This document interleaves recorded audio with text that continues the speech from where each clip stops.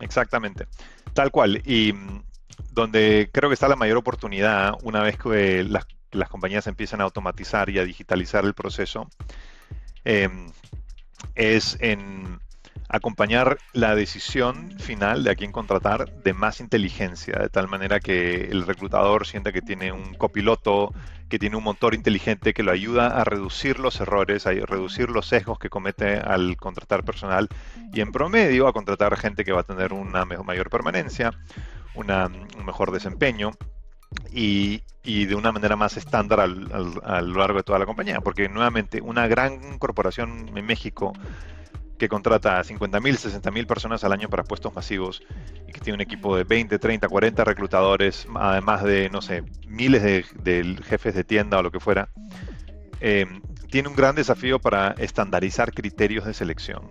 Y ahí es donde la tecnología también puede ayudar muchísimo al ser un copiloto de los que toman decisiones de personal, a ayudarlos a utilizar un mismo set de criterios que permiten estandarizar las buenas decisiones. En este episodio de The Talent CEO tengo el gusto de platicar con Carlos Ganosa. Carlos es un economista que trabajó mucho tiempo en el mundo corporativo de finanzas, pero luego fundó una startup en Latinoamérica, Quantum Talent, que fue adquirida por un unicornio de Silicon Valley, Bonolo. Cuéntenos, Carlos, ¿qué es lo que vio un unicornio de Silicon Valley con todos los recursos del mundo en una startup latinoamericana, Quantum Talent, y por qué decidieron adquirirlas? Hola, Vera, gracias nuevamente por la invitación. Lo que vieron fue tecnología y talento, y si lo resumimos a una sola cosa es talento, porque el talento es lo que crea la tecnología. Fue una historia interesante porque em, nosotros en Quantum Talent habíamos creado una tecnología que permitía predecir la probabilidad de éxito de aplicantes a un empleo. Wonolo es el marketplace de trabajo on demand más grande de Estados Unidos. Eh, y estaban empezando, a pesar de que la compañía ya tenía mucha atracción, estaban empezando a hacer inversiones importantes en Machine Learning y en inteligencia artificial. Y quedaron muy impresionados con la tecnología que nuestro equipo había desarrollado y con la capacidad de nuestro equipo para aplicar esa tecnología al modelo de negocio de Wonolo y para crear nuevas cosas en Wonolo. Entonces, eso fue lo determinante. Wow, entonces una startup de Silicon Valley adquiriendo una empresa de Latinoamérica por el talento, por los desarrollos en Machine Learning, por los desarrollos en inteligencia artificial, porque esto les puede ayudar a mejorar su negocio en los Estados Unidos. Sí, Felicidades. gracias. Y una cosa algo interesante de la operación fue que la mayoría de las veces las adquisiciones de empresas de Silicon Valley, de startups de Silicon Valley en Latinoamérica tienen que ver con el negocio, son empresas que se quieren expandir a América Latina y entonces quieren adquirir la base de clientes o quieren adquirir las operaciones. Eh, Casi nunca tiene que ver con tecnología y con talento tecnológico. Entonces, esa fue un aspecto muy novedoso para nosotros del proceso. Cuando conversé con otros founders que habían tenido exits, eh, era algo que no habían experimentado y, y creo que refuerza que en América Latina tenemos todas las capacidades para crear tecnología de punta y, y tecnología que está a la altura de lo que cualquier empresa en Estados Unidos o en otros países desarrollados puede hacer. Y cuéntame, Carlos, ¿por qué decidiste fundar Quantum? ¿Por qué, ¿Cuál fue el problema que querías resolver y cuál es el propósito de Quantum Talent? Sí. Yo empecé Quantum Talent cuando había terminado de trabajar en el Estado peruano. Estuve en la función pública un tiempo en el Ministerio de Economía y Finanzas en el Perú y estuve muy involucrado en reformas del mercado laboral. Y em, ese es un tema que se quedó muy cerca a mi corazón y quedé pensando mucho en el mercado laboral es la principal fuente de inequidad en cualquier país y la mejor manera de lograr más oportunidades para las personas es mejorar la forma como funciona el mercado laboral, mejorar la forma como las personas pueden acceder a empleos que les permitan salir adelante, que les permitan prosperar, que les permitan llevar una vida más productiva. Y em, quería tratar de trabajar en una solución de abajo hacia arriba, que tomase en cuenta las necesidades de los participantes en el mercado y que cambiase la forma como las personas pueden acceder a empleos y como las compañías acceden al talento. Y desde la perspectiva de las compañías, eh, acceder al talento adecuado es también lo más importante que necesitan.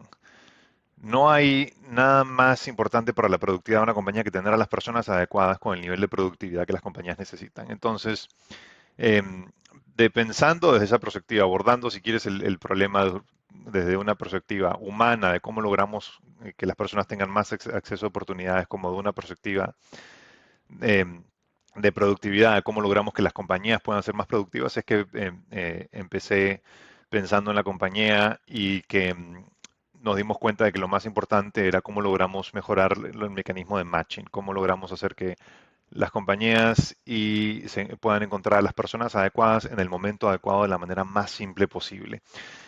Y de esa manera es como decidimos tratar de aplicar tecnología y ciencia al proceso eh, de selección de personal masivo, sobre todo, que es el 70% del mercado laboral latinoamericano, personas que están en empleos que no requieren educación universitaria.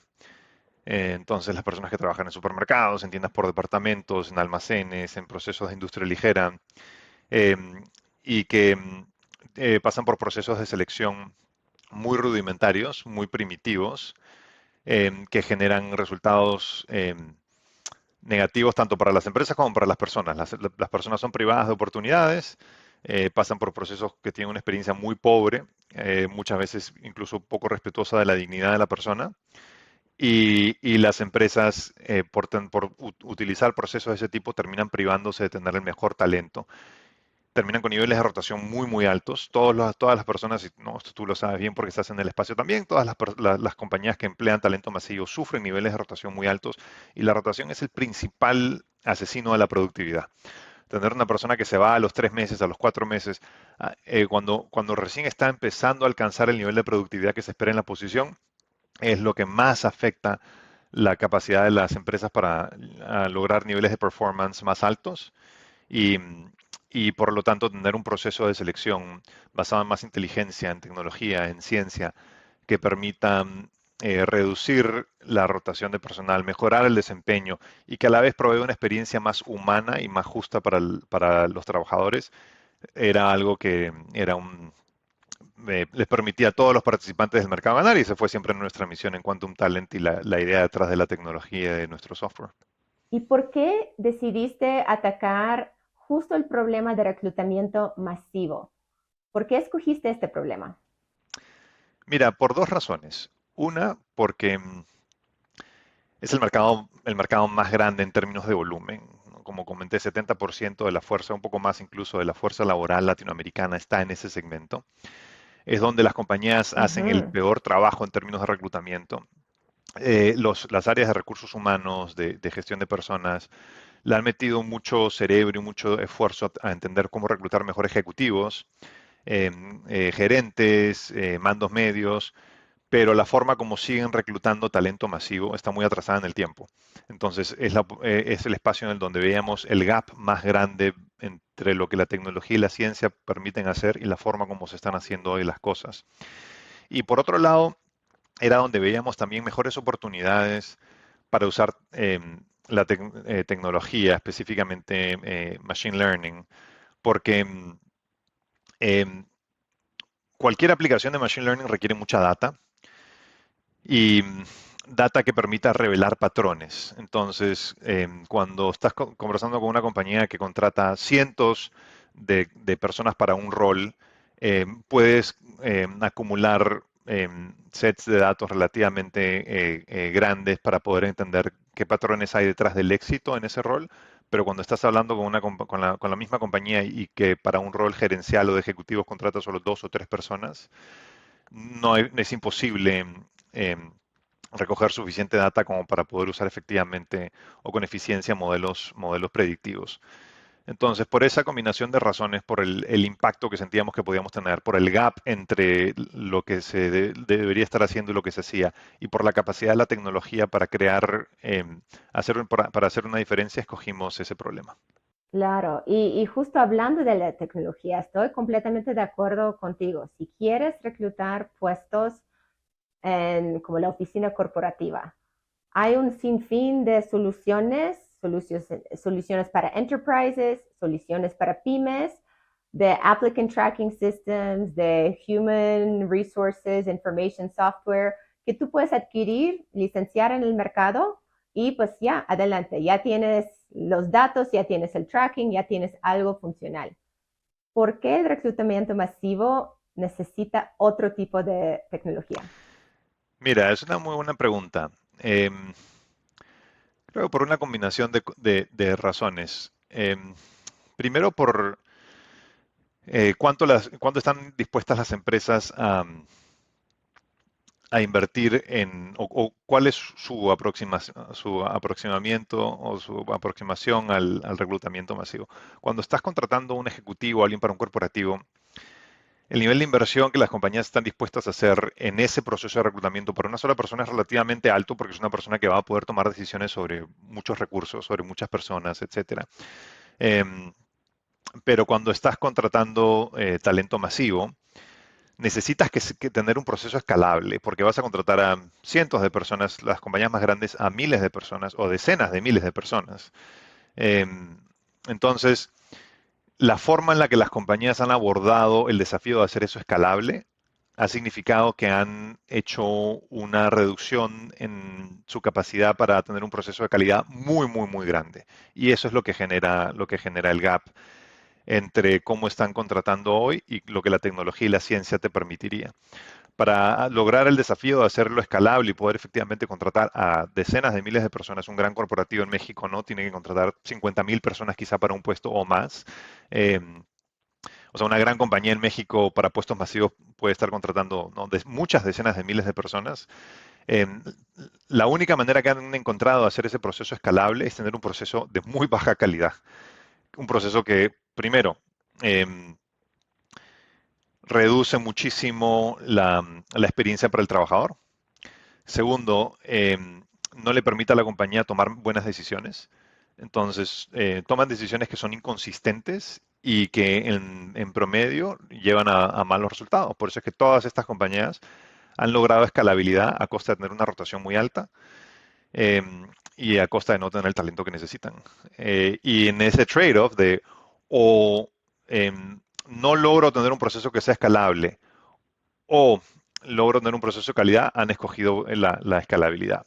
Pero tecnologías como la que nosotros desarrollamos y como las cosas que hace tu compañía permiten cambiar esa ecuación y decir puedo tener un proceso escalable y que dé mejores resultados. Sí, yo creo que uno de mis aprendizajes es que la automatización es clave, porque puedes tener un súper proceso de 7, 8 etapas para contratar a un ejecutivo, pero cuando tienes que depender de un reclutador a pasar manualmente una persona por cada una de estas 7 etapas y luego multiplícalo por 10,000 o 20,000 o 50,000 que tienes que contratar en el año, no va a ser digitalizado.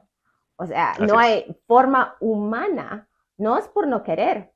Nadie se despierta y decir, pues sí, ¿sabes qué? Como yo estoy contento o me apunto para hacer un proceso de baja calidad, pero es humanamente imposible. Imagínate como simplemente hacer 7 clics, pero multiplícalo por los 10,000 personas que tienes que contratar y ponte que tú contratas uno de cada 10. Son 100,000 clics solamente, solamente de clics, ¿verdad? Así es, Entonces exactamente. es un tiempo increíble. Entonces la única solución de no sacrificar esta calidad y no tener un proceso donde, pues literal, el primero que viene a la entrevista, pues si más o menos cubre el perfil y si más o menos está interesado, pues ya lo metemos en la operación y nos quedamos sorprendidos si en 2 semanas, 3 semanas, 2 meses, 3 meses se va.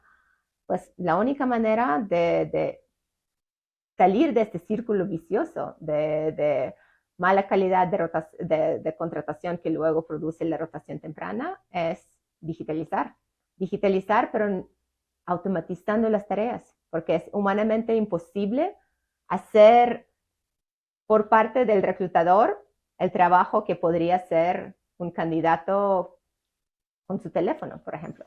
Exactamente, tal cual. Y donde creo que está la mayor oportunidad una vez que las compañías empiezan a automatizar y a digitalizar el proceso, em, es en acompañar la decisión final de a quién contratar de más inteligencia, de tal manera que el reclutador sienta que tiene un copiloto, que tiene un motor inteligente que lo ayuda a reducir los errores, a reducir los sesgos que comete al contratar personal y en promedio a contratar gente que va a tener una mayor permanencia, un mejor desempeño y de una manera más estándar a lo largo de toda la compañía. Porque nuevamente, una gran corporación en México que contrata a 50.000, 60.000 personas al año para puestos masivos y que tiene un equipo de 20, 30, 40 reclutadores, además de, no sé, miles de jefes de tienda o lo que fuera, eh, tiene un gran desafío para estandarizar criterios de selección.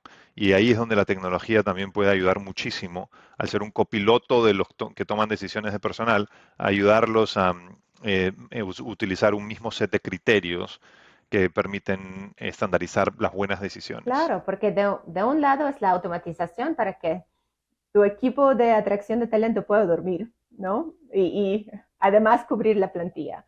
Pero del otro lado es todo lo que tú estás hablando de no solamente tomar decisiones que hemos tomado de toda la vida, pero aprender de los datos, porque digitalizando, pues ponte si con 10,000 contrataciones y 100,000 candidatos, imagina la riqueza de datos que puedes tener sobre las personas que están aplicando para que este copiloto con inteligencia artificial podría ayudarte a tomar una mejor decisión. Exactamente, exactamente. Y lo que tú acabas de decir de aprender de los datos es muy importante, porque las personas en el contexto de tomar decisiones de reclutamiento en personal masivo nos pone, no importa cuán bueno sea alguien para juzgar el talento, nos pone en una situación en la que es muy fácil cometer errores. Primero porque contratamos tanta gente, o sea, los reclutadores en procesos de selección masiva toman decisiones sobre tantas personas que es imposible que lleven un buen registro de cuándo se equivocaron y cuándo acertaron. Entonces, ese feedback loop que ayuda a un humano a decir, ajá, aquí me estoy equivocando, aquí estoy acertando, y lo ayuda a aprender, se rompe en un proceso de selección masiva. Y lo segundo es que eh, hay tanta arbitrariedad en el proceso porque es un proceso que, en la manera como está siendo conducida, produce muy poca información sobre el candidato que inevitablemente lleva al reclutador a tomar decisiones en base a sesgos, a intuiciones, que es muy difícil también para el reclutador o para el hiring manager establecer criterios que le permitan revisarlos de manera objetiva y decir, estos fueron los criterios que utilicé para tomar la decisión sobre esta persona, no me funcionaron. Eh, son procesos muy rápidos con muy poca información. Entonces, al digitalizar, poder generar data eh, y empezar a aprender de esos datos, puedes superar esos obstáculos y empezar a tener un proceso de selección muchísimo más inteligente. Y tienes un buen punto. Cuando estamos tomando las decisiones con datos incompletos, nos puede llevar a los sesgos. Y siendo realistas, hoy en día, ¿qué datos tenemos registrados en una base de datos digitalizado de candidatos de reclutamiento masivo? Tenemos datos demográficos, porque son los datos que necesitamos para su contrato laboral, sin el cual no puede empezar en la empresa, ¿verdad? Entonces, como en la gran mayoría de las empresas, los únicos datos disponibles son los datos demográficos. Y lo cruzan y lo recruzan para luego confirmar o disipar los biases de que las mujeres solteras con niños permanecen más en el trabajo que los hombres casados sin niños o los hombres solteros, ¿no? Y lo bueno es que muchas veces, incluyendo, como, incluso cuando cruzas los datos demográficos, estos sesgos se desaparecen, porque puedes ver con datos que no es la realidad. Pero cuando tienes una herramienta como Quantum, que te da realmente las competencias, los rasgos de personalidad, las habilidades blandas, duras de la persona, pues ya no necesitas esos datos demográficos. Ya tienes una riqueza de datos mucho más completa para poder predecir la permanencia, la rotación, el desempeño.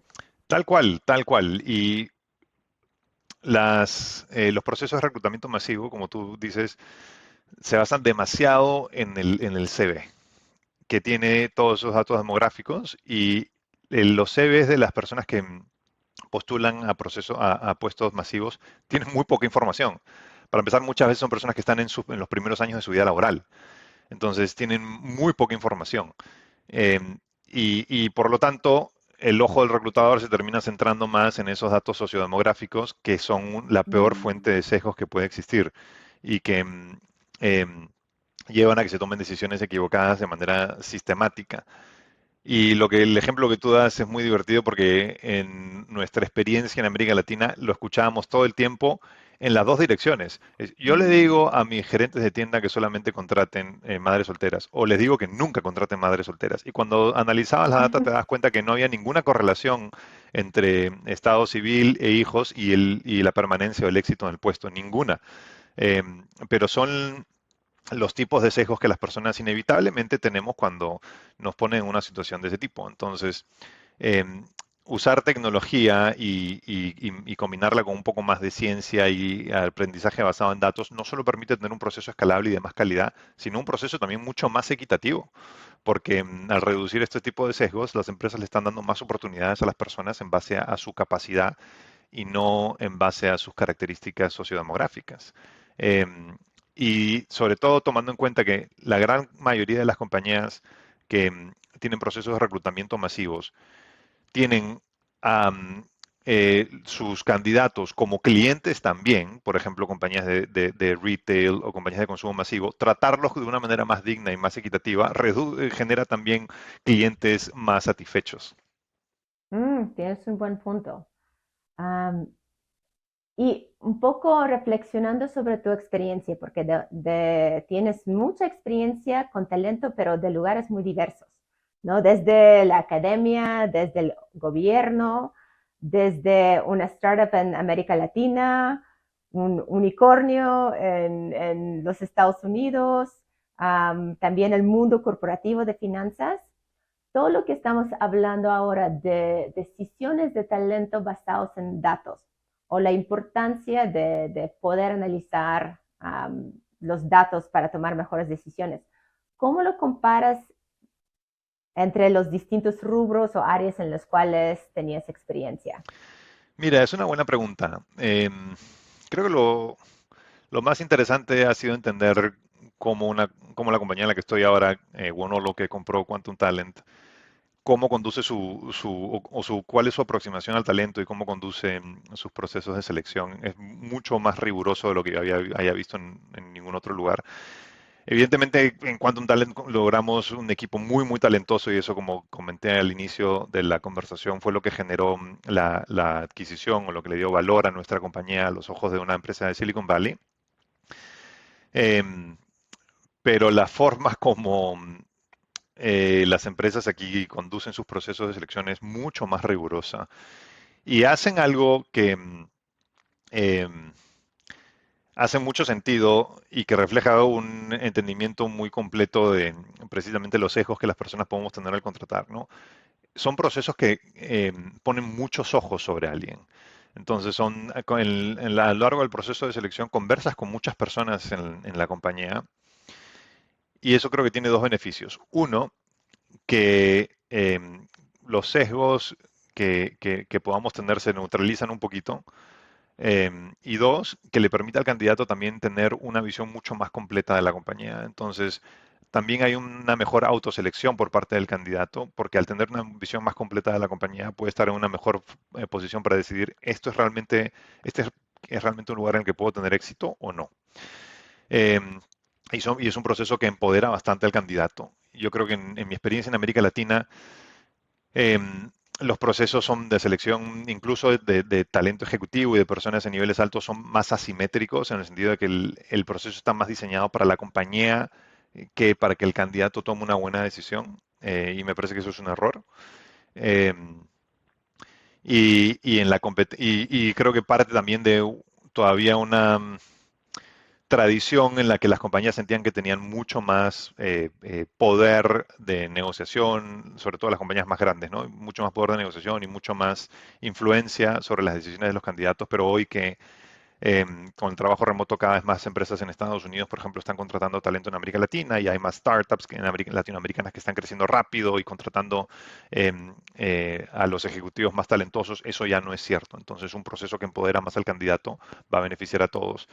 Y, y en el sector público eso es otra bestia completamente diferente, donde todos los procesos son muy reglamentados y es donde el gap entre eh, lo que debería ser un buen proceso de selección de talento y lo que es hoy es más grande, porque son procesos, como te decía, muy reglamentados, pensados básicamente en proteger a la persona que toma decisiones y no en lograr que el sector público tenga el mejor talento. Ujú.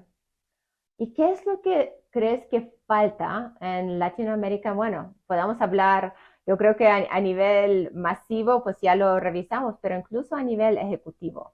¿Qué es lo que nos falta en Latinoamérica para tener un proceso de selección más riguroso, a lo cual pues tú experimentaste o que viviste en los Estados Unidos? Mira, yo te diría dos cosas. Una tiene que ver directamente con cómo el proceso de selección es estructurado y creo que la idea de tener más interacciones entre un candidato y personas de la compañía es algo muy positivo y en Estados Unidos los Super Days, por ejemplo, no son inusuales, donde te la pasas todo un día conversando con diferentes personas de una compañía que son parte del proceso de selección. Eh, y eso, en mi experiencia, no es tan usual en América Latina. Ujú. De hecho, muchas compañías muy grandes en América Latina basan mucho la decisión en los ojos de una persona o de dos personas, mientras que si bien el hiring manager en una compañía tecnológica en Estados Unidos va a tener la decisión final, me parece que las compañías que mejor lo hacen se aseguran de que esa persona tenga los inputs de un grupo relevante de otras personas, ¿no? Tres, cuatro, cinco personas más que han hablado con el candidato y han interactuado con el candidato. Em, y lo otro que me parece que es bien importante es que es un proceso, como te decía, muy asimétrico, donde la compañía en América Latina percibe que todo está de su lado y le deja muy poco al candidato. Y en realidad esto es una decisión, esto es lo más parecido a un matrimonio que hay, ¿no? Donde los dos tienen que tomar una decisión y tienes que estar seguro de que Ujú. los dos tienen la información que necesitan. Y no es uno el que toma la decisión y dice, yo te contrato a ti y tú ahora aceptas mi oferta. Creo que esa percepción que es muy común en los grandes corporativos en América Latina y es el rezago de una época en la que tenían mucho poder de negociación, eh, Ujú. y ya no es el caso, pero todavía queda bastante esa perspectiva, incluso a pesar de que lo están tratando de cambiar. Es lo que hace que cosas como, por ejemplo, la propuesta de valor para el empleado, incluso en puestos altos y calificados, no sea algo que esté siempre en el centro de las conversaciones eh, durante un proceso de selección y que no busquen que el proceso de selección también tenga como objetivo darle más información a la persona para que la persona rápidamente pueda decir, no, voy a salirme de este proceso porque no es lo que yo quiero, o mira, cada vez esto me va gustando más, está muy alineado a algo que quiero y en lo que creo que yo puedo tener éxito.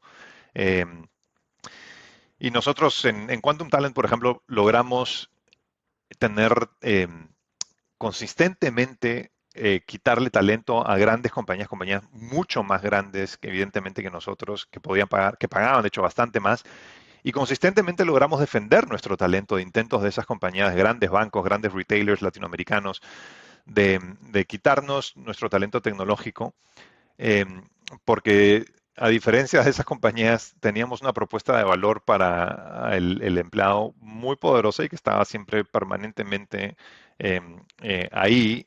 Y creo que las personas que están buscando trabajar en tecnología e innovar, hacer cosas diferentes, no quieren sentir tampoco que los tratan con esa actitud de, mira, yo te voy a dar una oferta de trabajo y agradece que te la doy, ¿no?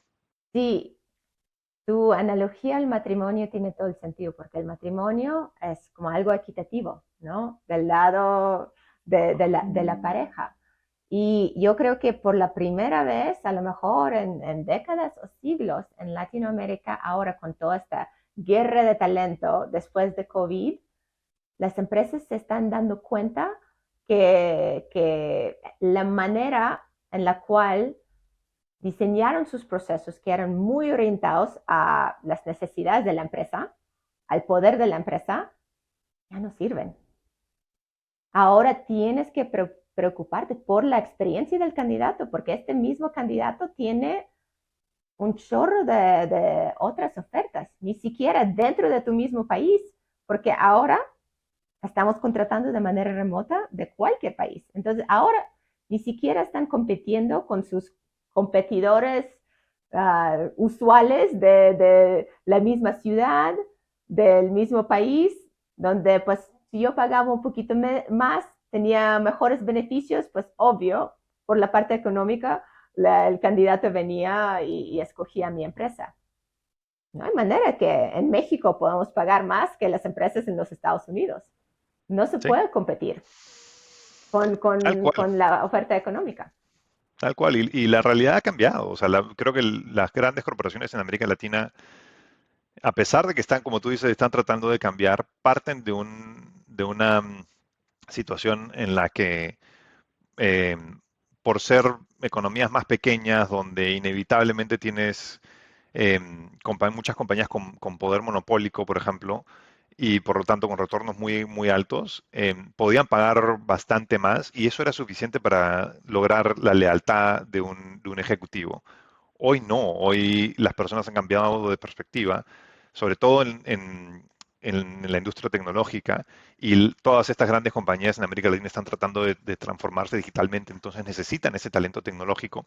Y las personas que quieren trabajar en tecnología están dispuestas a ganar incluso menos, eh, con tal de tener capacidad para innovar, con tal de tener más empoderamiento, más libertad para actuar y con tal de sentir que están en un lugar que encaja mejor con ellos, que un lugar que está más orientado a verlos tener éxito y donde ellos están al centro de las cosas. Eh, y además de eso está lo que tú dijiste, dado cómo se ha globalizado el mercado laboral durante la pandemia, ya no son tampoco los que mejor pueden pagar. Entonces tienen estas dos tendencias que les están jugando en contra y que los van a forzar a cambiar mucho más pronto la forma como tratan el talento y cómo entienden su relación con el talento. ¿Y qué otras barreras existen? Porque yo creo que pues ya en año 3 de la guerra por el talento post pandemia, creo que la gran mayoría de los CHROs, la gran mayoría de los directores, gerentes de atracción de talento, entienden que la experiencia del candidato es una manera de competir en esta guerra, en esta batalla. Sin embargo, siguen sin presupuesto. Sin embargo, siguen con los mismos presupuestos de antes que le daban para proyectos administrativos, pero no tanto para proyectos estratégicos de talento. ¿Cómo ves esta diferencia entre el rol de recursos humanos o de talento en los Estados Unidos versus Latinoamérica? ¿Y qué es lo que, no, qué es lo que podemos aprender? ¿Cómo podemos avanzar? Es una muy buena pregunta. Siempre me sorprendió que en América Latina el área de recursos humanos es vista como un área de soporte. Eh, Incluso las compañías que están tratando de poner el talento al centro de su estrategia no han logrado todavía elevar el área de gestión de personas. Hay excepciones, por supuesto, pero en general la tendencia es que las áreas de recursos humanos, de gestión de personas, son vistas como áreas de soporte. Em, y están cada vez, como tú dices, cada vez más hablando sobre experiencia, sobre estrategia, pero no han logrado conectarse lo suficiente, de una manera suficientemente directa con la estrategia de la compañía y lograr meter el talento en la ecuación de rentabilidad de la compañía y de ventajas competitivas de la compañía, como para que el C-suite realmente diga, tienen un sitio en la mesa y tienen que estar en todas las conversaciones y no hay conversación importante en la compañía que podamos tener si no tenemos la perspectiva del talento. Em, Creo que las pocas compañías que han logrado ya eso están teniendo mucho mejores resultados. Em, y em, Me parece que hay dos elementos que juegan, que tienen un rol. Uno es que para las propias áreas de recursos humanos les está siendo difícil entender cómo presentar las conversaciones de talento dentro de la compañía de una manera más estratégica. Em, por ejemplo, cómo decir, oye, si yo reduzco la rotación en puestos masivos, voy a afectar directamente la última línea, por lo tanto voy a mejorar mi retorno sobre activos y por lo tanto, y si lo puedo hacer además de una manera que sea difícil de replicar, estoy generando una ventaja competitiva para la compañía. El momento en el que puedan empezar a articular sus iniciativas con ese lenguaje, se ganan un sitio en la mesa, sin ninguna duda. Y mientras más puedan articular sus iniciativas con ese lenguaje, más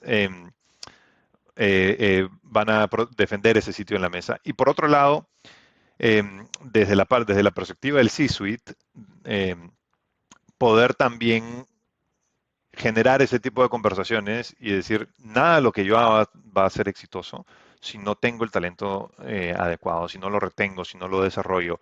Y necesito que tú, líder de personas, seas el partner, seas el socio para eso. Em, entonces eso va a tomar tiempo, ¿no? Porque es un cambio de actitud y de mentalidad bien grande. Ujú. Y creo que para nosotros dos, llegamos al área de talento después de tener una carrera en finanzas corporativas. Entonces, para nosotros es muy claro, pues, de si quieres ganar la atención, la importancia en la mesa de un consejo directivo, donde estuvimos anteriormente, pues tenemos que presentar los números.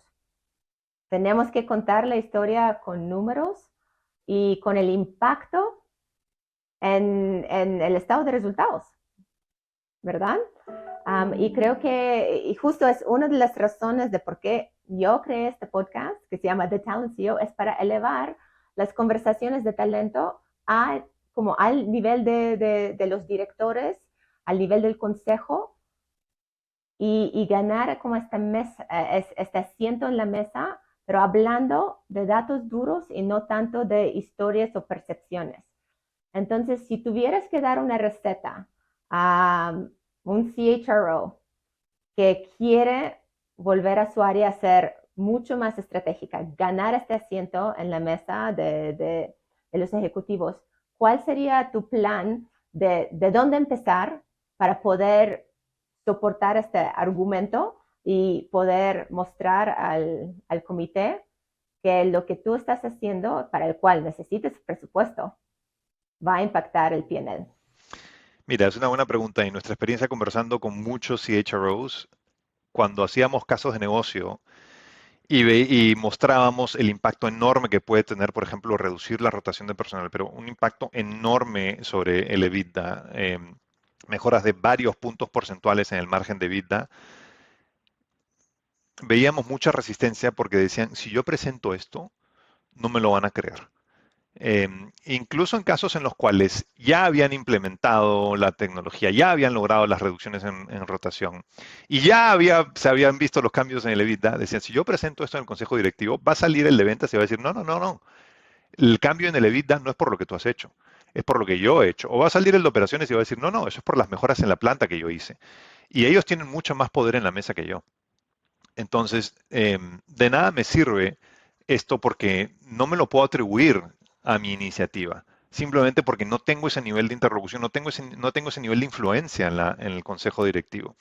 Entonces, una de mis conclusiones fue que lo más importante es en esas conversaciones, tienen que buscar un aliado y tienen que trabajar o con el de operaciones o con el de ventas, con un aliado poderoso y juntos llevar adelante iniciativas que transformen el talento en su área para que las puedan presentar juntos y ese aliado poco a poco irle generando espacio al CHRO para que pueda empezar a hablar más de estas cosas. Entonces, no solo es poder presentar las cosas en números y en el impacto financiero, sino también buscar un aliado que le permita generarse ese espacio. Porque como nunca antes han hablado de esto, la primera vez que lo van a hacer, ellos mismos se sentían muy inseguros y decían, no, nadie me lo va a creer. No, en esa discusión no hay forma de que yo pueda lograr que esto sea reconocido. Ujú. Entonces, primer paso, escoger qué problema vas a atacar a través de tu iniciativa. Y creo que el problema, que yo estoy de acuerdo contigo, el problema más grande que hemos visto es la rotación temprana que causa o horas extras o plantillas descubiertas, que causa ventas perdidas, Así que es. causa baja productividad, donde tienes que pagar, doblar turnos, pagar horas extra, porque siempre tienes una rotación de nuevas personas a cuales tienes que capacitar y nunca llegan a su punto productivo o cuando llegan se van. Entonces, esto es algo que te impacta los ingresos, esto es algo que te impacta los costos y pues tu resultado final. Sin embargo, si es la primera vez que vas a estar en la mesa, necesitas un aliado. Piensa en qué área está afectado, si es el área comercial, si es el área de producción, y hacer un proyecto interdisciplinario, co-liderado por recursos humanos y operaciones, recursos humanos y comercial o lo que sea. Y luego hay que hacer una buena pulida de los números y poder hablar el lenguaje cuantitativo, porque este problema de atribución que me hablas se puede descifrar de los datos, porque puedes diseñar una prueba A/B. Personas que aplicaron con esta tecnología, personas que aplicaron el proceso normal. Los dos entraron en el mismo tiempo, en la misma planta, con las mismas mejoras. O sea, no puedes comparar el año anterior en la planta sin mejoras y este año en la planta con mejoras. No. Tiene que ser, en este mes tenemos 50% de las personas entrando en la misma planta con las mismas mejoras, con la tecnología o con la intervención de recursos humanos que decidieron hacer, ¿no? Y la otra no. Y así mides como el cambio en la rotación. Obvio, Tal cual. primero tienes que entenderlo tú, luego tienes que explicarlo al director de operaciones o al director comercial. Asegurar que los dos estén alineados en los números y en la atribución para no venir al consejo peleando y diciendo, ay, no, fue mi logro, ay, no, fue mi logro, ¿no? Fue un proyecto en conjunto. Y número 3 es alinear los incentivos, porque todos nosotros tenemos nuestros como trabajos de 9 a 5. Los proyectos especiales, como adicionales, estratégicos, si no está dentro de mis objetivos, si yo no tengo una compensación, como CHRO, como el director de operaciones, no voy a priorizarlo, no voy a dedicar el tiempo para incluso hacer el análisis, ¿verdad? Tal cual. Tal cual. Totalmente de acuerdo. Y creo que los CHROs que puedan trabajar en esos pasos que tú has mencionado y lograr una alianza interna efectiva, y para eso necesitas que el CEO también facilite ese proceso, son los que van a crear más valor en sus compañías y los que van a impulsar la transformación en sus compañías. Pues muchísimas gracias por este plan de lo que tenemos que hacer para elevar la conversación de talento a nivel del C-Suite. Muchas gracias por toda la contribución y la inspiración de crear una empresa con el talento y con la tecnología que no existe en los Estados Unidos y que fue adquirida por un unicornio de Silicon Valley. Muchas felicidades por esto, por inspirarnos a todos a seguir innovando dentro de América Latina. ¿Dónde podemos encontrar más información sobre ti, Carlos? Em, bueno, primero gracias a ti, Vera, por la invitación y felicitaciones también por el podcast y por todo lo que estás logrando con tu trabajo en el espacio. Más información sobre mí en LinkedIn, pueden encontrar un poco más de información sobre mí en la página de Wonolo, wonolo.com. También hay un poco más de información sobre mí en la sección de Leadership. Y como he hecho muchas cosas diferentes, también no soy difícil de googlear. Excelente. Pues muchísimas gracias, Carlos, por compartirnos tu historia tan interesante y por aportar a elevar las conversaciones. Gracias, Vera. ¿Tienes alguna experiencia relacionada con este episodio que quieras compartir? ¿Quieres que hagamos alguna pregunta concreta en próximos episodios? Deja tus comentarios abajo. Gracias por tus ideas.